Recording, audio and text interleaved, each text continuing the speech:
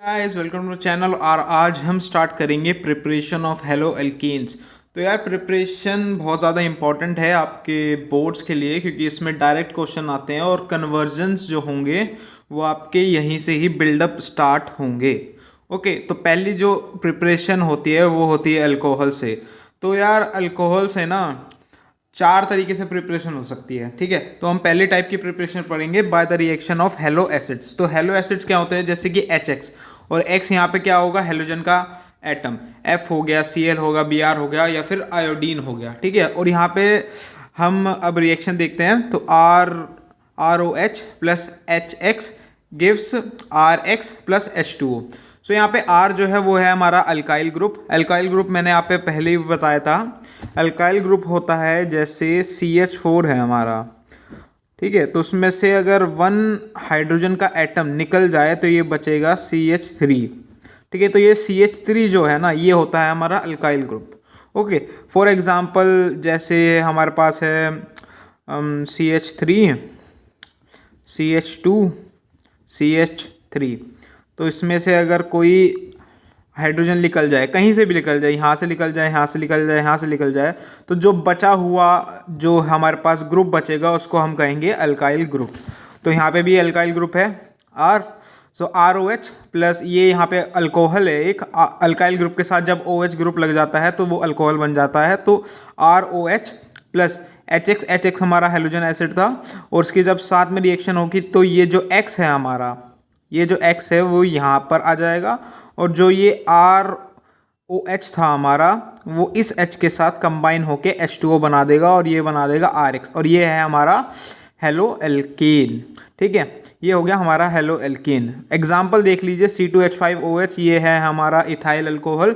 तो ethyl alcohol जब हम रिएक्शन कराते हैं HCl से तो क्या होता है, जो हमारा Cl होता है वो यहाँ पे आ जाता है, और जो हमारा OH है वो H के साथ कंबाइन होकर वाटर निकाल देता है, और ये आ जाता है C2H5Cl, और यहाँ पे भी C2H5Cl।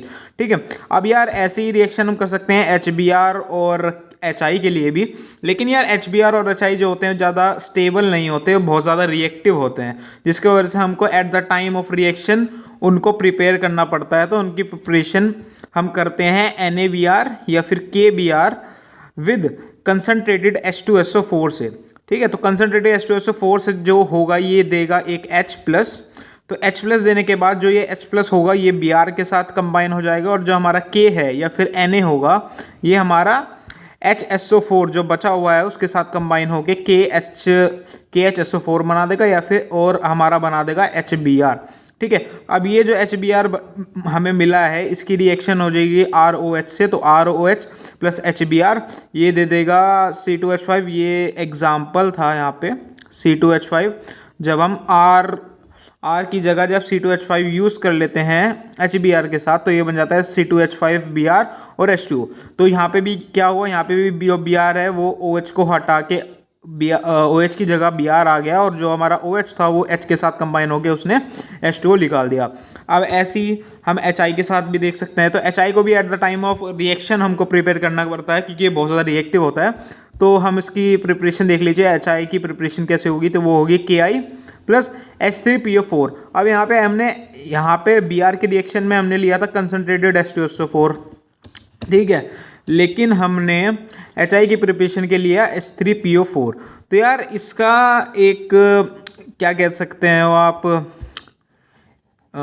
इसका भी एक आंसर है कि जो हमारी रिएक्शन होती है ना H2SO4 के साथ, तो H2SO4 जो होता है हमारा बहुत ज़्यादा स्ट्रॉन्ग ऑक्सीडाइजिंग एजेंट होता है। ठीक है, तो HBr में से चल जाता है वो, लेकिन जब हम HI के साथ रिएक्शन करते हैं ना, तो यार जो हमारा HI बना है वो उसको भी I2 में कन्वर्ट कर देता है हमारा H2SO4 अगर हम यूज़ करेंगे।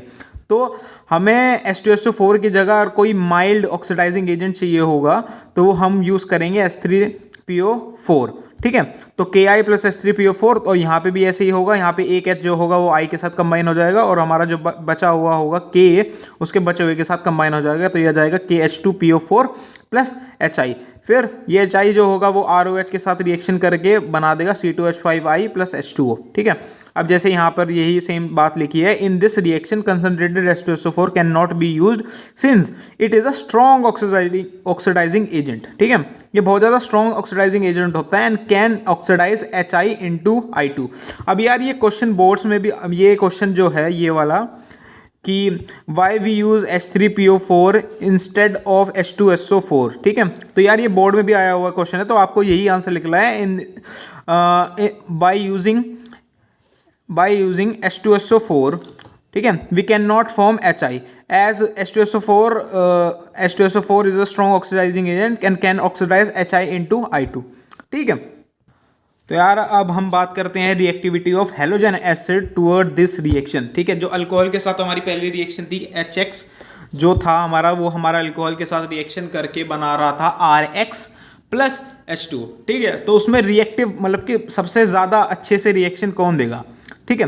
तो हमारा जो HI होगा वो सबसे अच्छी रिएक्शन देगा, फिर HBr देगा, फिर HCl देगा और फिर HF देगा। अब ऐसा क्यों? अब ऐसा इसलिए है कि जो हमारा HF होता है उसकी बॉन्ड लेंथ जो होती है बहुत ज़्यादा स्मॉल होती है, फिर HCl की उससे थोड़ी ज़्यादा होती है, फिर HBr की उससे भी ज़्यादा होती है, फिर HI की उससे भी ज़्यादा होती है। तो बॉन्ड लेंथ ज़्यादा होने से फ़ायदा क्या होता है कि हमको उसका बॉन्ड तोड़ने के लिए हमें कम एनर्जी चाहिए होगी। अब अगर कम एनर्जी चाहिए होगी तो उतनी ज़्यादा हमारी रिएक्टिविटी भी बढ़ेगी, जिसकी वजह से हमारी HI की रिएक्टिविटी सबसे ज़्यादा होती है क्योंकि उसकी बॉन्ड लेंथ सबसे ज़्यादा होती है, ठीक है। So bond length inversely proportional to bond enthalpy and directly proportional to the reactivity, ठीक है। और अब हम बात करते हैं order of reactivity of alcohol toward this reaction, ठीक है। तो ऑर्डर क्या रहता है इसमें, 3 degree, greater than 2 degree and greater than 1 degree. अब यार ये ऑर्डर आया कैसे, ठीक है। अब आपको थोड़ा यार पता होना चाहिए इंडक्टिव इफेक्ट के बारे में, ठीक है। तो अगर आपने पढ़ा है इंडक्टिव इफेक्ट के बारे में तो आपको पता होगा कि 3 डिग्री में सबसे ज़्यादा इंडक्टिव इफेक्ट होता है, फिर 2 डिग्री में सबसे ज़्यादा होता है, फिर 1 डिग्री में होता है, ठीक है।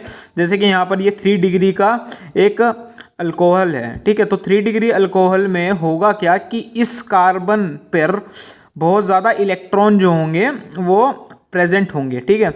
और OH, अब यहाँ पे कार्बन की जो इलेक्ट्रोनेगेटिविटी होती है वो बहुत ज़्यादा कम होती है, जिसके वजह से वो अपने ऊपर इलेक्ट्रॉन रख नहीं पाता। लेकिन ऑक्सीजन की इलेक्ट्रोनेगेटिविटी बहुत ज़्यादा होती है, जिसके वजह से ऑक्सीजन जो है वो कार्बन से उसके इलेक्ट्रॉन पेयर, जो इन दोनों के बीच में इलेक्ट्रॉन पेयर है, वो अपनी तरफ शिफ्ट कर लेता है, जिसके वजह से इसके ऊपर आ जाता है minus partial negative charge and यहाँ पे आ जाता है पार्शियल पॉजिटिव चार्ज। तो इस पार्शियल पॉजिटिव चार्ज और पार्शियल नेगेटिव चार्ज के बीच में की वजह से इन दोनों के बीच में एक पोलैरिटी क्रिएट हो जाती है। अब जितनी ज़्यादा पोलैरिटी क्रिएट होगी उतनी ज़्यादा हमारी रिएक्टिविटी बढ़ेगी, ठीक है। तो the number of alkyl groups, तो अल्काइल ग्रुप्स ये हैं हमारे पास, ठीक है। तो the number of alkyl groups directly proportional to the plus I effect. अब यार ये आपको पता होना चाहिए कि जितने ज़्यादा अल्काइल ग्रुप होंगे उतना ही हमारे प्लस I इफेक्ट होगा, ठीक है। अब जितना ज़्यादा प्लस I इफेक्ट होगा उतनी ज़्यादा यहाँ पर पोलैरिटी होगी, ठीक है।